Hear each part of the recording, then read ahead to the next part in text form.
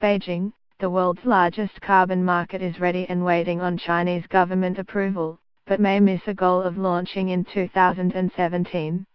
China's Special Representative on Climate Change, Xi Zhihua, said in Bonn that all preparations for the carbon market in China are ready and it has entered the examination and approval process. It will be launched as soon as possible after being approved, he said. Pilot schemes in 7 provinces and cities had seen 197 million tons of carbon dioxide worth 4.5 billion Chinese yuan traded by September. The market would play the decisive role in setting carbon prices under the national scheme, but the government may also provide guidance, he said. His update came as a global report forecast that China's CO2 emissions would rise 3.5% this year, after being flat in 2016, because coal-fired electricity generation had risen in first 9 months of 2017. Greenpeace said on Tuesday that China's thermal power use had since fallen for 2 months.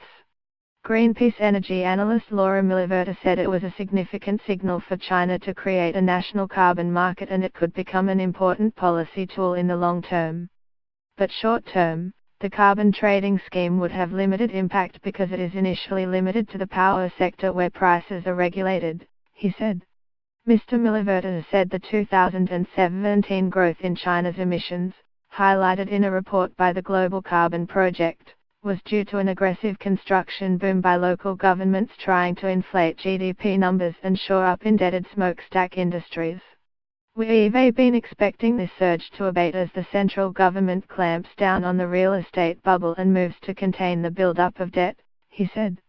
The latest monthly data from China shows thermal power generation falling 3%, as solar leapt 36%, hydro grew 17%, wind generation grew 12%, and nuclear grew 15%.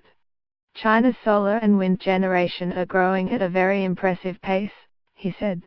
We think coal consumption has peaked structurally, but whether what we are seeing now is the surge turning back into a decline, or whether it will still take some time, is hard to say. From Wednesday, as part of China's unprecedented campaign to reduce winter air pollution, the Beijing area implements factory closures which will affect 25% of China's steel making and 10% of cement capacity. Such measures could speed up the turnaround in China's emissions. Another Outlook report on Tuesday from the International Energy Agency said a cleaner and more diversified energy mix from China was driving a transformation of the global energy system. The report said the boom years of coal are over. The Chinese government's strong emphasis on cleaner energy technologies, largely to improve air quality, is catapulting China to a position as world leader in wind, solar, nuclear and electric vehicles, the agency said.